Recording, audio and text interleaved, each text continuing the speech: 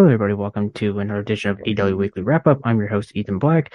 Today, I'm just going to tell the couple shows from this past week, AEW shows from this past weekend, the Rampage, Collision, and Forbidden Door. And then Dynamite, and then double previews for tonight's Rampage, tomorrow's Collision, and next week's shows, as well as some random other stuff. So we'll just get right into it. So we'll start with the June 23rd Rampage. So 8-man tag team match with United Empire's Jeff Cobb, Kyle Fletcher, Will Ospreay, Team with Swerve Strickland, David V. Chaos, Chuck Taylor, Rocker Romero, Trimber, and Yo. 9 minutes and 31 seconds via Him Blade on Yo.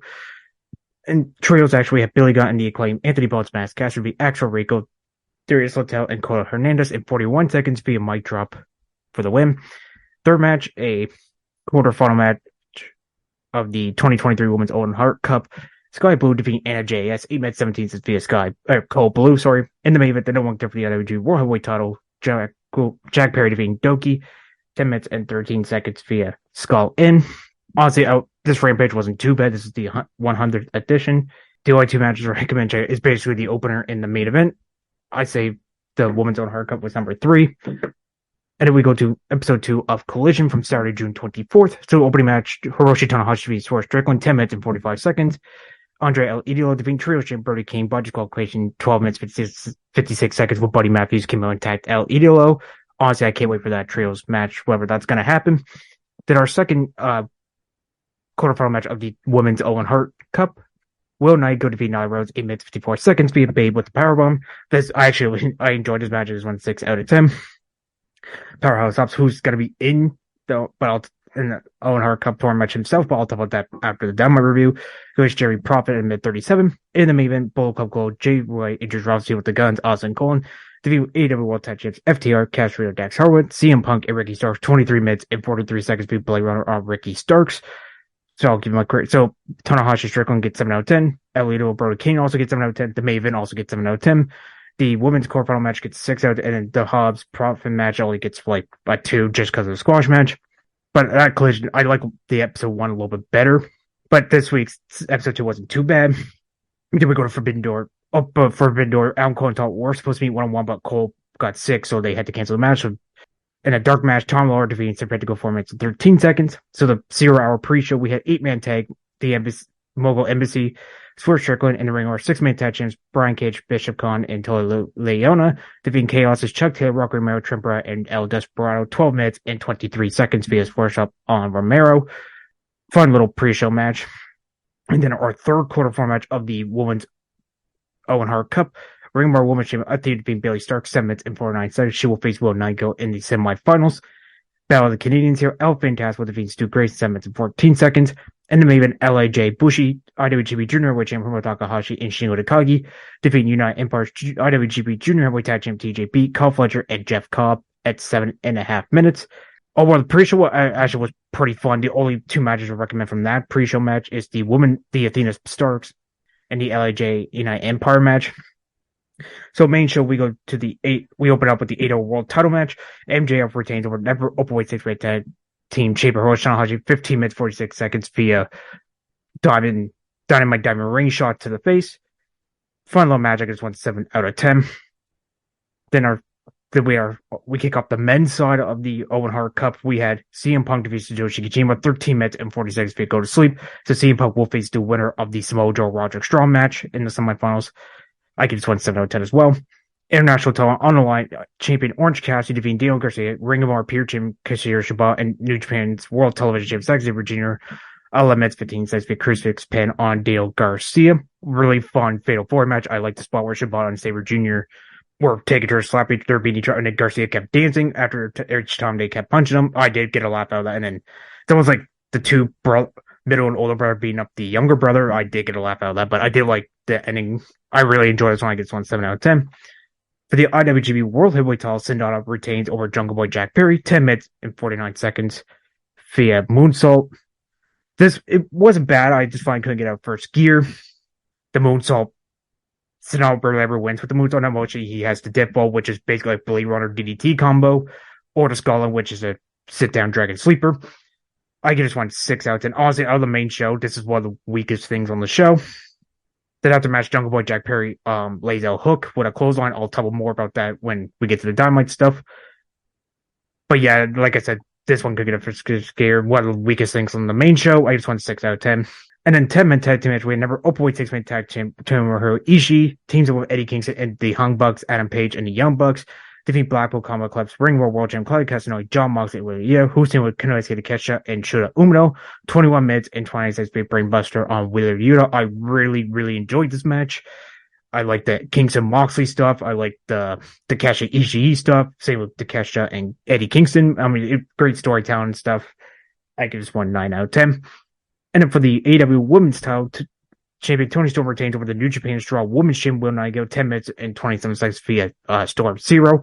Actually, not a bad match here. I give this one 6 out of 10. It was kind of predictable, like some of those matches, but I mean, sometimes predictability is good. But honestly, I really enjoyed this match. For the IWGP United States title, Will Ospreay defeated champion Kenny Omega to become a two-time champ at 39 minutes and 50 seconds via Hidden Blade, and then followed by Stormbreaker. I really, really enjoyed this match. If you haven't checked out the Wrestle Kingdom match earlier this year, I recommend checking that one out as well. I give this one 20 out of 10. So basically, people forget I do scores out of 10. Sometimes, I mean, I might go past that, like I did here. And basically, if to get on my match of the year, you have to get a score of 8 and higher to qualify for the match of the year list. But this one I really, really enjoyed. I can't wait for the third match, either at All In or next year's Wrestle Kingdom. But I mean, almost 40 minutes. That's insane, but really, really good as well. And then the quote unquote semi-main event trios actually with Darby Allin and Tetsuya Naito defeating Les Suzuki Gods, Chris Jericho, Minoru Suzuki, and Sammy Guevara 15 minutes and 9 seconds via roll up on Minoru Suzuki. This one wasn't too bad. I said second weakest thing on the show. I just went 6 out of 10. Sting taking some pretty, like, if I were getting the cutter Sting, I thought, like, laying around his head, that looked painful. Same as the 630s, but it looked like Sting was trying to move, but it was too late because Sting no-sold it later. But I give this one 6 out of 10. Honestly, this second weakest thing on the show. And the main event, Bryan Danielson being never openweight 6-man tag team. Chris Jericho got 27 minutes and 47 seconds via lapel lock. Okada rarely ever taps out, so this was a shock. I really enjoyed this match. I just went 10 out of 10. Poor Danielson, 10 minutes in the match, got injured with a broken forearm.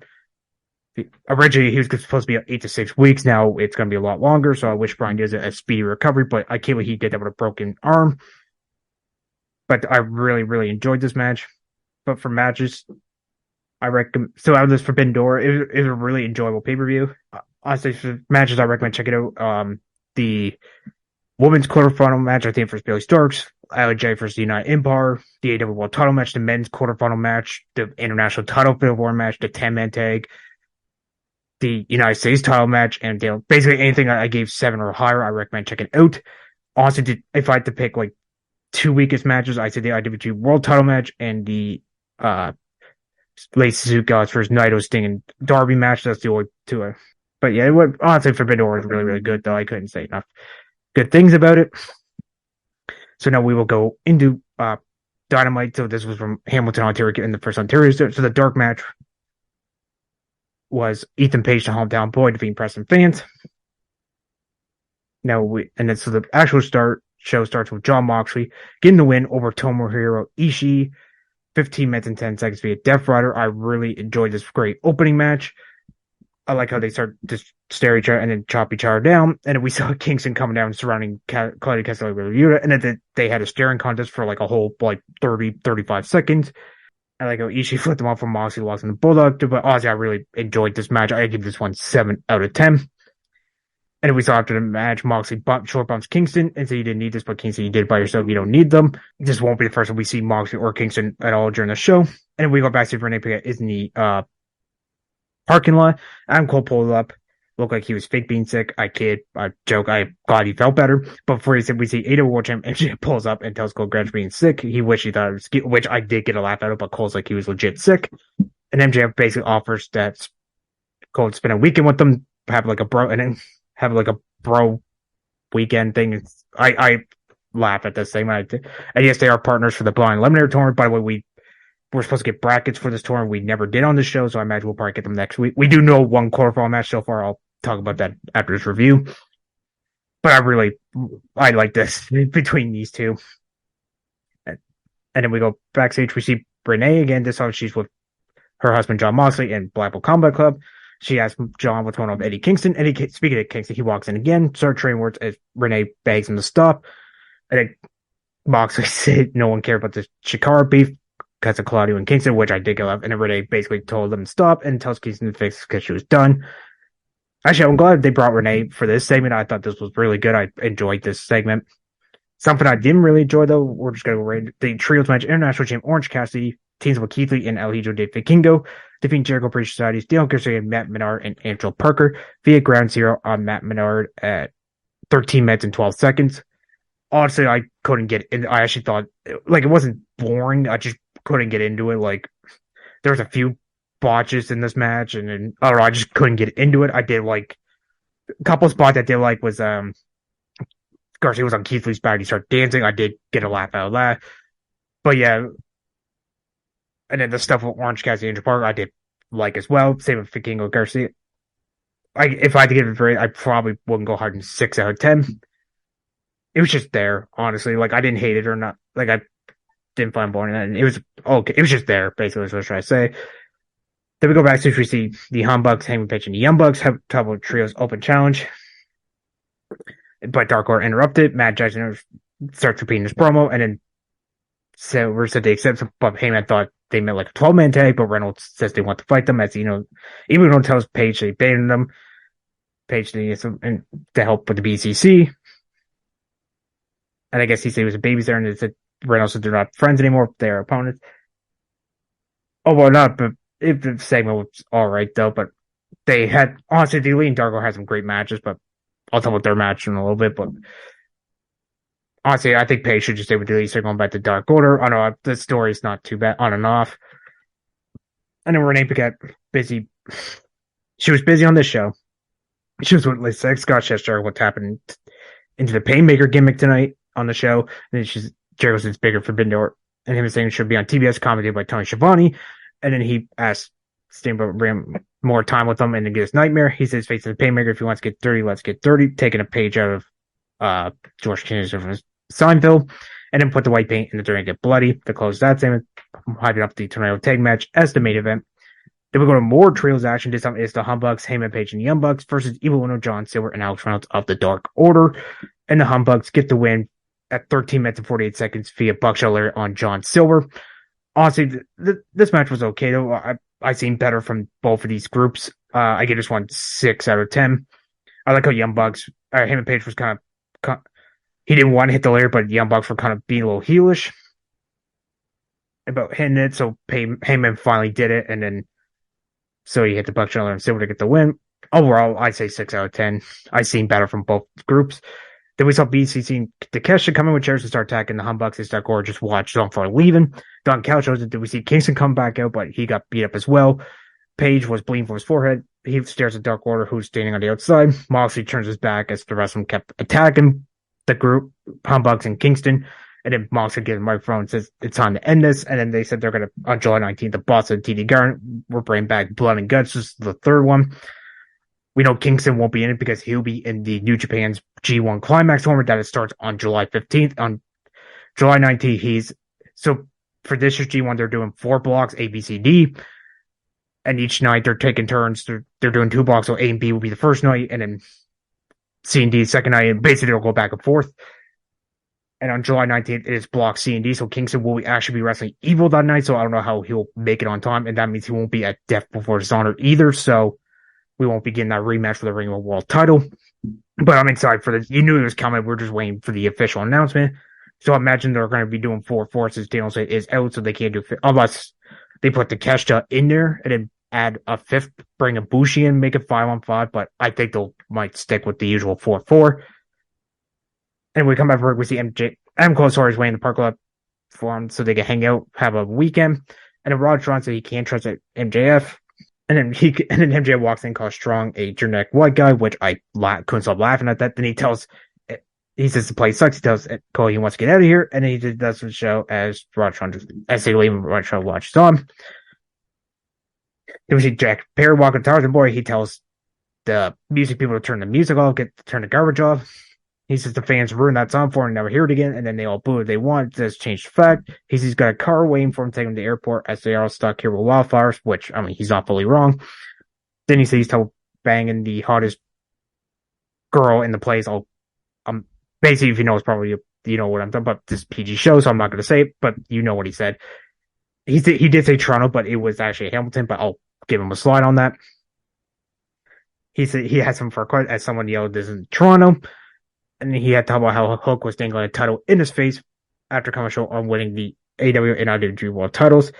And he also said the FTW is having to recognize title in AEW, which is true. And he's talking about he doesn't recognize and calls him Francis Hook was like next to him to a ring. He tells what the FTW means to his family while addressing Taz and take it away from. He don't get who beat the crap out. Then we hear Hook's music and we basically get Benny Chase for the crowd and into the crowd. And then we're trying to announce the Grand Slam, which that is happening, by the way, on September 20th. It was put up on their Twitter page. We see Jungle Boy Jack Perry jumps in the car like Sonic as Hook fails to catch him, and he tosses a garbage can, and it hits the security guard's ankle. Thank God the security guard didn't fall or anything. And the same guard comes with cue cards like he did back in the pandemic as we would break. Then we come back for break. We were originally supposed to have the final quarterfinal match of the Women's All Heart Cup. Britt Baker for Ruby Soho, but Britt Baker was sick, so Soho got put in action against Alexa Nicole, and she gets to win at 2 minutes and 8 seconds via lockjaw, sending a message to Britt Baker. I mean, it was just a match there. I give 4 out of 10. And then after the match, they spray paint Nicole a big L, and then she's talking about not being an original opponent. She says because the Canada's discussing country, Britt Baker's sick, but next week she's going to challenge her. She tells Adam Cole not showing up for his match for Door. I hope they never get as their weak little bastards, that was a good burn. Then she tells Britt to get hit her head out of the toilet, and then she basically she's going to take away her winning the Owen Hart Cup for a second, be a 2-time Owen Hart Cup winner. Yes, this whole second time, so Britt Baker's trying to go back to back. By the way, the winner of the Baker Soho match will meet Sky Blue in the semifinals, which I think Soho should. But honestly, I really enjoyed this program, so I can't wait for their match for next week. And then we go to backstage. We see QT Marshall enters Johnny TV as the newest member, and then they'll be in a tag match on Rampage, and then Harley Karen ends the segment, but doing a horrible job of imitating Isaiah Cassidy's. But honestly, this segment was cringe. Honestly, I didn't care for the segment. And in the main event, Tornado Tag Team match, Sting and Darby Allin defeating the Sex Gods, Chris Jericho, and Sammy Guevara at 12 minutes 55 seconds via Scorpion Deathlock on Chris Jericho. Honestly, this match was 6 out of 10. It was pretty good though, but one spot, pretty much it was like a hardcore attack. Lots of crazy spots like Jericho arching Darby over the steps into Darby lands spine for the barricade and then went over into the crowd. I like how Darby puts Guevara on the 2 tables on the outside, and then he was going to go for a splash, but Sting wanted to do it. And Sting did it, but he kind of busted his lip. That was a scary spot. Only 1 table broke. And then Jericho, Sting does juice fag. It's going to I thought that was over. He blocked Cobra, Deathlock. Oh no, this match was it wasn't too bad. It was just chaotic. I don't know what else to say. I mean, it wasn't, I did like they were doing the Star Wars at the beginning of the match where the 2 bats went swinging. But overall, I give this one 6 out of 10. But overall, this time it was actually pretty. It wasn't too bad. I'd say 6 out of 10. Only match I really recommend checking out is really Moxley and Ishii. That's the one I say the main event probably the close second, maybe, but that's really it. But that was the Dynamite stuff. So before I get in the ring, I'll run down the cards for Rampage. So tonight's Rampage, we have tag dimension, QT Marshall, and Giant TV. Going to Matt Hardy and Isaiah Cassidy. Canada's own Sean Spears being actually gets the blade. Hikaru Shigo, it's also Canada's own Tyler Valkyrie. And the main event, Claudio Castagnoli will defend the Ring of Honor World title against Commander on Collision. So they are spoilers. If you don't want to hear the spoilers, fast forward like 30 seconds. So actually, sorry, before I do that, so I'll tell you when. But so basically, we have 5 matches made, but there's 2 in here matches spoiler. So I'll tell you what they are if you don't want to hear them. So we'll get our last 3 quarterfinal matches. So Braun Strowman for Samoa Joe, Dustin Rhodes for Powerhouse Hobbs, and Trish Stratus for Ricky Starks. That's the last 3 quarterfinals. So the winner of Strong Joe, like I said, will meet Punk in the semifinals, and the winner of the Dustin Hobbs match meets the winner of the Juice Starks match. MJF will be in action. He'll be in a non-title against. Here's spoiler. So if you don't want to hear, just skip over. Kip Morris is the first opponent, and then he issues an open challenge, and Ethan Page accepts but it's for the AEW World title. And then Chris Styler will defend the TBS title against Lady Frost, and also mirrors in action is Anthony Henry. So MJF Page World Title and the Mirror. That's the extra 2 matches, so that's the spoiler. If you don't want to hear those, you can skip like 10-15 seconds. And 3 matches made so far for Dynamite. We have Britt Baker versus Roseville in the final quarterfinal match of the Women's Owen Hart Cup. Speaking of tournaments, we have another one. This time it's the Blonde Lumber for the first shot at the World Tag Team titles. We only know 1 match so far, but 3 teams officially announced. So we have International Champ Orange Cassidy with Darby Allin to go against the reunite Swerve and Our Glory, Keith Lee and Swerve Strickland. The third team is MJF and Adam Cole, but we don't know like what the brackets are. They were supposed to announce on this show, but never did. We got 3 of the 8 teams basically officially made. We just need the brackets now, but we got our first official match. And then also another spoiler if you want to skip a couple seconds here. Kenny Omega will go on with Wheeler Yuta. So that is the Rampage and Collision card. So that's AEW. Now we'll run down Ring of Honor super quick. So this is episode 18. So this is from Scotiabank in Toronto. And I'll tell episode next week's Ring of Honor in a sec. Tag team match, we have Fashion Inc. and Obvious Judas got impressive fans to beat Mark Wheeler and Fabian Pichard. 2 minutes, 17 seconds. I give this one 3 out of 10. Tag team match, we have the Regis Dutch and Vincent defeating Dark Orders, Alex Reynolds and John Silver. 5 minutes, 31 seconds. I give this one 6 out of 10. D Monte defeat Lilo Great. This is a rematch from last week's episode. 6 minutes and 4 seconds. I actually give this one 6 out of 10. And then 8-man tag team match with Ring of World Tag Champs, still Lucha Bros, Pentagon Jr. and Ray Phoenix, Team of El Hijo de Vikingo, and Commander defeating the Workhorseman, Anthony Henry J. Drake, Shane Taylor, who was team of Shane Taylor and Greg Loco, 9 minutes and 1 second. I give this one 7 out of 10.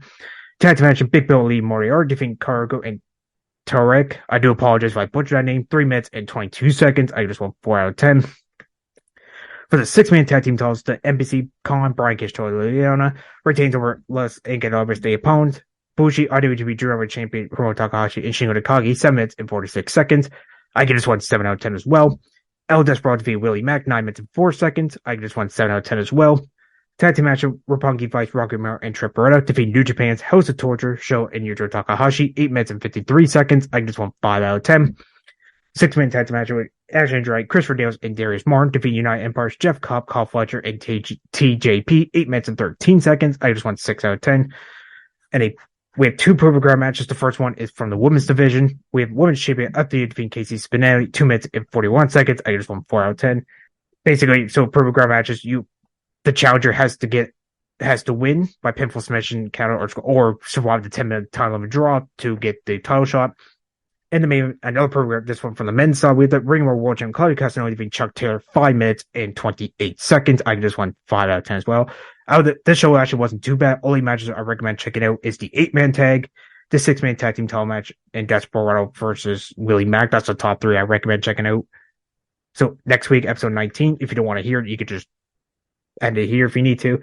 This is from the first Ontario and Hamilton, Ontario, Canada. So Commander goes one with Greg A. Loco. Daniel Garcia goes one with Chris McDaniels. 2/3 of the 6-man tag champs get to Agony, Khan, and Tola Leona go against Action Drake and Darius Martin. The Righteous and Stu Grayson go against Mikara, Rip Impact, and Zach Patterson.